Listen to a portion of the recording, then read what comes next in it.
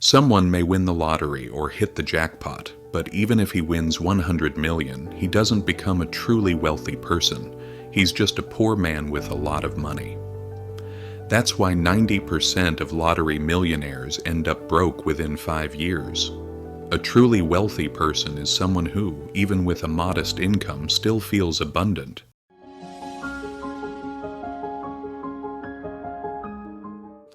From a moral and spiritual perspective, true wealth comes from merit. To be truly rich is to be rich in blessings. A person who has abundant merit is a person who is truly wealthy, and merit comes from planting good karmic seeds. When you think good thoughts, speak kind words, and take helpful actions, you're planting good karma. Karma is created through the body, speech, and mind. Karma in the mind means having good and wholesome thoughts. Speech karma means speaking in ways that generate blessings. Action karma means doing good deeds to help others. Those who consistently generate merit, those are the truly wealthy ones. So remember this well. Create as much wholesome merit as you can every day, and you'll become truly rich. The most precious kind of merit is the merit of wisdom. The merit of wisdom is incredibly valuable. When we possess the blessing of deep understanding, it's actually very easy to turn that into external results, like financial wealth. That's why the Jewish people, for example, focus on cultivating their intellectual pillar. Nobody there complains about a lack of intelligence. Everyone complains about lacking money, but not about lacking wisdom. So, the greatest kind of merit is the merit of wisdom. In some cultures, people often refer to intelligence or cleverness, but these terms can sometimes be mistaken for cunning or superficial smartness. What we truly refer to is profound wisdom, an inner clarity and depth of understanding. Genuine inner wealth arises from accumulated merit, and external wealth is simply the visible expression of that merit in the form of material abundance, including money. Now, if you have inner wealth, meaning you've accumulated lots of merit, but it hasn't yet shown up in your outer life, that inner merit may manifest as credibility or trustworthiness. Many people may not be wealthy in money, but they are deeply respected, and that too is a form of wealth. There are 5 types of resources that lead to true wealth.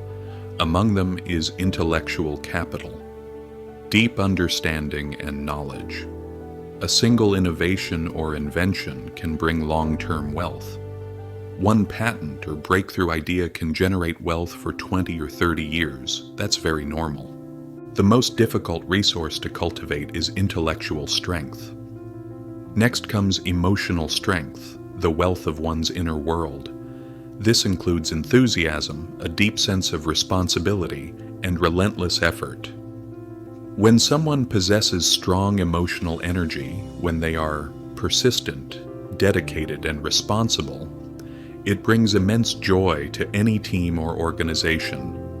Hiring employees with such qualities is a true blessing for any business.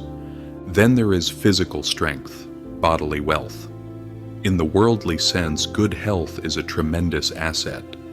Those who enjoy good health from youth to old age, free from serious illness and remain strong even near the end of life, are truly fortunate.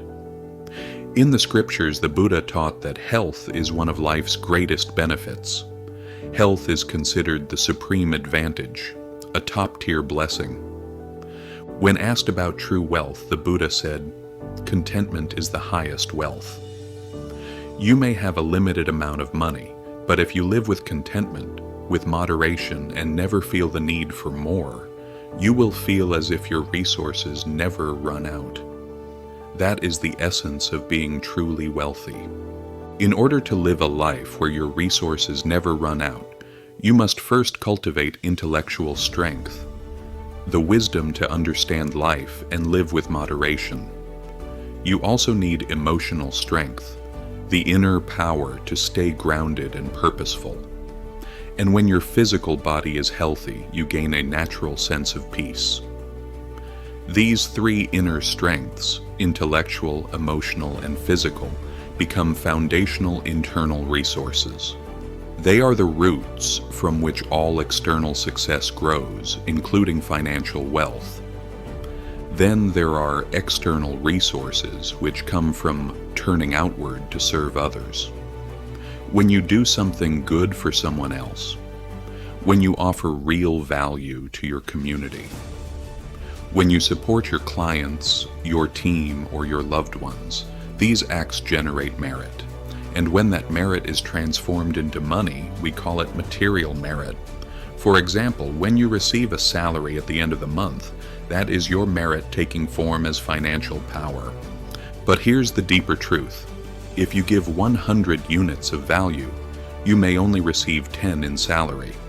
The remaining 90 units, what you gave but didn't get paid for, become spiritual merit. That spiritual merit is stored not in your bank account, but in the hearts of those you've touched, your family, your friends, your clients. This spiritual merit turns into trust and good fortune. People with high spiritual merit are often recognized as trustworthy and unusually lucky. So, external wealth, what we call financial power, comes from material merit. But when we generate merit without taking immediate financial gain, we store it as spiritual power. On the other hand, inner wealth is made up of health, emotional vitality, and wisdom. Among these, the merit of wisdom is the highest and most precious form of wealth. Wisdom has the power to govern and harmonize all other forms of merit. From a spiritual perspective, particularly within the foundational teachings of the Dharma, those who have studied the Four Noble Truths, the Noble Eightfold Path, and the 37 Aids to Enlightenment will recognize that the Eightfold Path holds 8 universal keys to living a meaningful life. When we use the lens of the Noble Eightfold Path to examine merit, our inner and outer wealth, we can see it clearly. The aspects of right view and right thought generate inner merit, the merit of wisdom. Meanwhile, right speech, right action, and right livelihood generate merit through our external interactions with the world. When these interactions, our words, our actions, and our work, are ethical, kind, and aligned with goodness, they create outer merit. A kind word, a thoughtful action, a helping hand, or a profession that benefits others. All of these are seeds of external merit that, in time, return to us. A portion of this return manifests as material wealth, what we typically call financial prosperity. Consider the example of an honest and upright public official, a government worker who serves with integrity, not one who is corrupt. Such a person speaks sincerely for the people, acts daily for the good of society, and maintains a clean and honest profession. These three aspects together form a virtuous public servant. However, while such a person may possess great spiritual and moral merit, they are unlikely to be materially wealthy. Their salary alone would rarely allow them to accumulate great riches. They may not live in poverty, but compared to the wealth of others, their means are modest. However, in return, an upright official, like the legendary Judge Bao who upheld justice, receives an invaluable kind of merit, reputation, integrity, a shining example. That kind of moral authority becomes a blessing, not just for himself, but for the people and the nation he serves. It is a form of merit he gives outwardly without expecting anything in return. This kind of merit is timeless. It leaves behind a legacy. If we convert merit solely into money, it can be spent and lost. But this kind of inner virtue lives on. Now, looking deeper into inner merit, there are 3 more key elements: right effort, right mindfulness, and right concentration. Among these, right mindfulness and right concentration are especially important for those who want to cultivate the mind and nurture character. Mindfulness refers to the awareness and observation of one's thoughts, while concentration is about mental stillness and focus. When you understand these two principles deeply and practice them regularly, they generate inner strength, what we might call mental or spiritual power. Right view and right thought develop the merit of wisdom. Right speech, right action, and right livelihood generate material merit, the kind of merit that can manifest externally as wealth. This is the Eightfold Path's perspective on merit and wealth. Some parts develop our inner richness, while others contribute to external success. But altogether, they form a holistic framework for a truly abundant life. In the Discourse on Blessings, it is said that during the day, the Buddha would teach humans, his disciples and lay followers, just like us who come to listen and learn.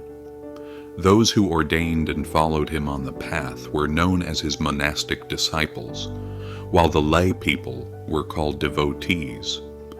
But at night, beings from the heavenly realms would descend to listen. The Buddha would teach the celestial beings in the stillness of the night. One night, when it was already late, a deva, a radiant celestial being, appeared to visit the Buddha. His divine glow lit up the entire grove. After bowing in reverence, the deva asked the Buddha a question in verse. Many gods and humans have pondered this deeply, desiring to know what blessings will bring a life of peace and happiness. Please, O Blessed One, teach us the way. This shows that it's not only humans who seek merit and true wealth.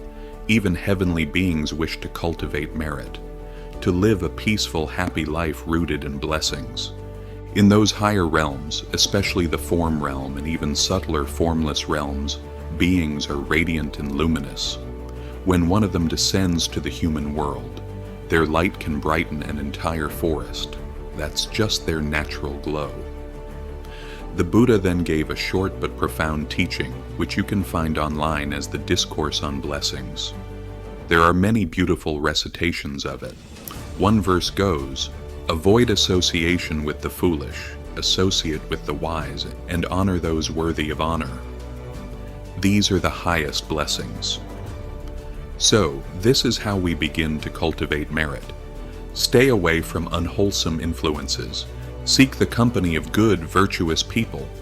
Honor those who are truly wise and respectable, elders, mentors, teachers, those who have walked the path with depth and integrity. Even doing this is already building great merit. Do you see how powerful the very first verse is? Avoid association with the wicked. Keep company with the virtuous and kind, and revere those who are truly noble. This is the highest blessing. Notice, there's no mention of money yet. Wealth comes later. First, it's about virtue. If we can live in a clean, safe, and moral society, free of corruption, theft, violence, dishonesty, or harmful addictions, that's a blessing in itself. And if day by day we keep doing good, those are seeds of future blessings. And finally, if we follow the right path, the noble path, and not the crooked or deceitful one, that too is a great merit. To receive an education, to become good at a trade or profession, to live with integrity, following ethical principles, and to speak kindly and gently to others, this is already great merit. To still have your parents and care for them, to love and cherish your family, and to do work that aligns with your values, that is true wealth. Do not engage in any form of wrongdoing. Stay away from intoxicants, alcohol, drugs, even compulsive shopping or any addictive behaviors. Instead, diligently serve others and live meaningfully. This is how we accumulate real merit. To live with humility and respect, to be content and filled with gratitude and never miss a chance to learn the Dharma. This is the highest blessing. To be patient and steadfast in returning to goodness, to stay close to monastics and spiritual mentors, and to join Dharma discussions to learn and grow. This is the highest blessing. It means we remain committed day by day to becoming better.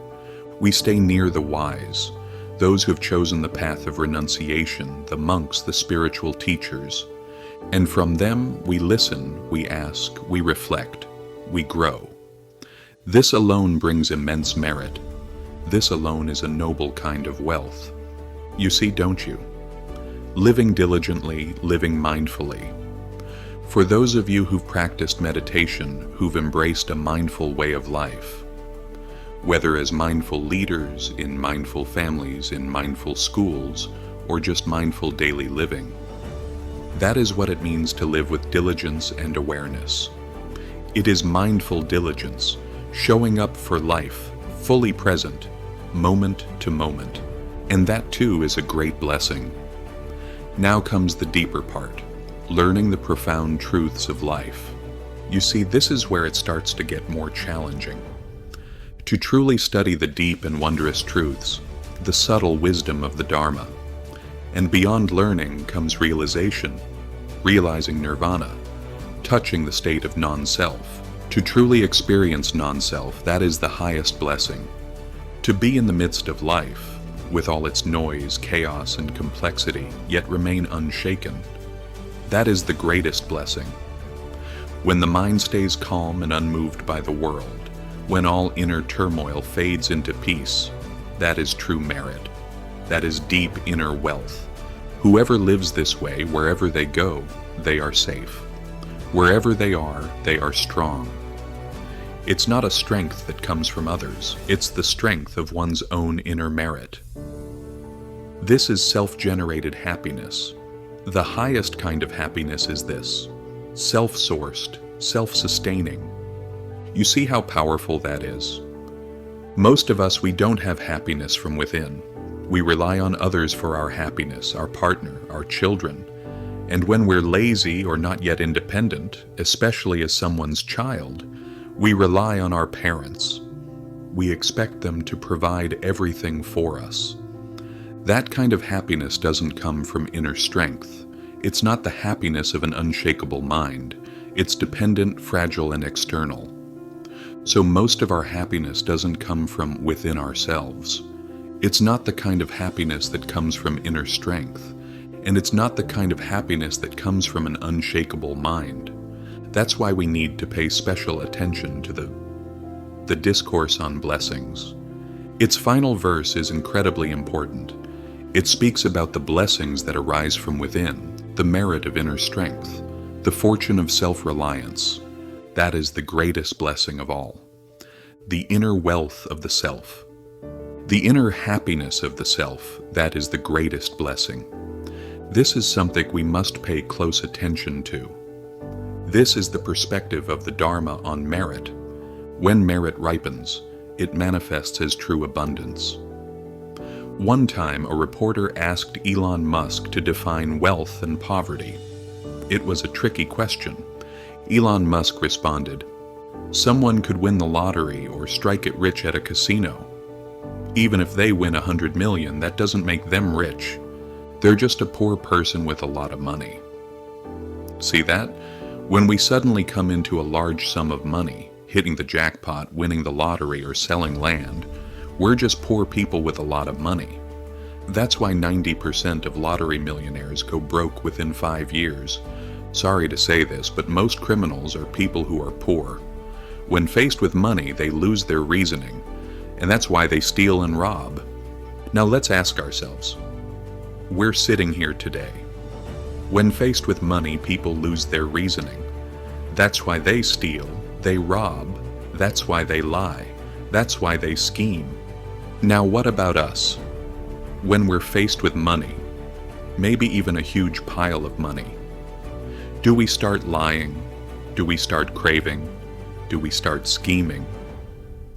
Elon Musk said it himself, these are criminals. Most criminals are poor people. For them, crime is a way out, because they never learned the skills to earn money properly. So why not take the time to learn those money-making skills instead? The rich may work with all their might to become wealthy, while the poor might commit wrongdoings just to get money. This is a powerful quote. You should pin this one. It's gold. Take note of this. The poor may commit wrongdoing just to get money. At this point, we have to ask ourselves, are we still poor? Are we still willing to compromise our values for money? Officials do it. Ordinary people do it.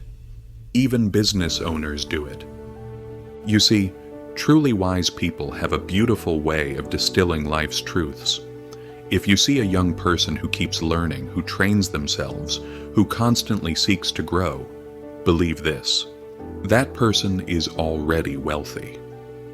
The act of training, learning new things, and constantly improving yourself, what is that really?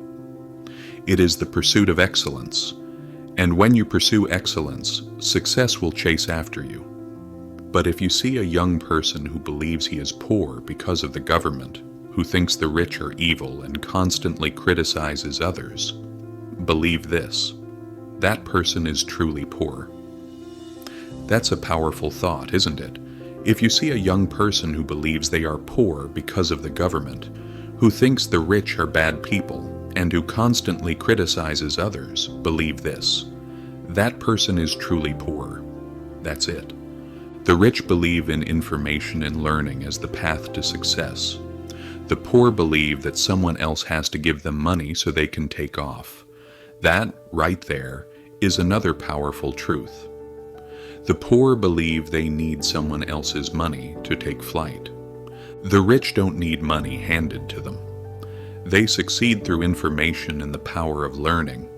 The poor, on the other hand, believe they need money from others just to take off.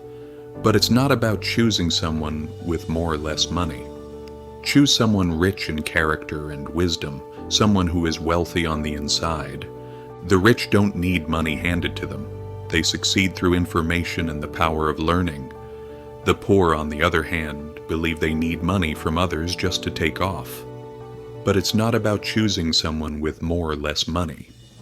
Choose someone rich in character and wisdom, someone who is wealthy on the inside. Jesus said about wealth, "No servant can serve two masters, for he will hate one and love the other, or be devoted to one and despise the other. You cannot serve both God and money." Life has two masters. From the perspective of Jesus' teaching, our lives can be roughly divided into serving two masters. The first master we need to serve is God, and the second master is money. Do you see? No servant can serve two masters. No servant can serve two masters. So if you have become a servant to money, meaning you serve wealth, then you cannot serve God anymore. Isn't that a powerful statement? Indeed. Then, for we brought nothing into this world, and we can take nothing out of it. This is a profound truth. We are born into this world with nothing at all. We enter with empty hands. When we depart this life, we cannot take anything with us. We leave with empty hands. Therefore, as long as we have enough food and clothing, we should be content. Isn't that a powerful statement? This verse from the scriptures is truly profound. We enter this world bringing nothing with us, empty-handed. When we depart, we can take nothing with us, again, empty-handed. Therefore, if we have enough food and clothing, we should be content, for that is true wealth. You see how beautifully this is defined in Scripture. Indeed. Be careful with the desire to have more than what you truly need. We only need what is sufficient, but greed leads us astray, pushing us beyond what we call enough. Those who want to get rich fall into temptation. Do you see that? Indeed. For the love of money is the root of all kinds of evil. Some people eager for money have wandered from the faith and pierced themselves with many griefs. There, do you see? If we simply know when we have enough, then all is well. But if we desire to become rich, we will surely fall into temptation. The love of money is the root of all kinds of evil. Some people eager for money have wandered from the faith and pierced themselves with many griefs. Of course, not everyone who pursues money becomes an evil person. But what does Scripture mean here? It means that when we spend too much time serving money, we may still achieve success, yes, but we no longer have time to serve God. And then when we die, we cannot take anything with us anyway. This perspective, this viewpoint from Scripture, is truly profound. In the words of Master V and Min, you can search for Master V and Min on Google. Master V and Min gives profound answers about spiritual teaching. The rich person is one who, despite having a low income, still feels they have enough. Do you see that? To live in happiness and be ready to share with others, that's a true definition of wealth. So what is wealth really? It's not about having a high or low income. It's about feeling abundant. With whatever money they have, they live with joy and are willing to give to others. Whether they have a lot or a little, they are still willing to give to others. Poverty, on the other hand, is when someone earns a high income yet still feels lacking and lives in misery because of their own greed and selfishness. That's what true poverty is, having plenty but never feeling enough because the heart is trapped in desire. Merit or sin is measured by the wholesome or unwholesome nature of one's actions, not by how high or low one's income is. A person with low income who lives in peace and joy may be far richer than someone earning much but drowning in frustration and suffering. You see, pain and blessing, sin and virtue, they are subtle, not easily judged by outward appearances. We must look into a person's inner world, the inner values, the excellence within. That is what truly matters, far more than any external worth.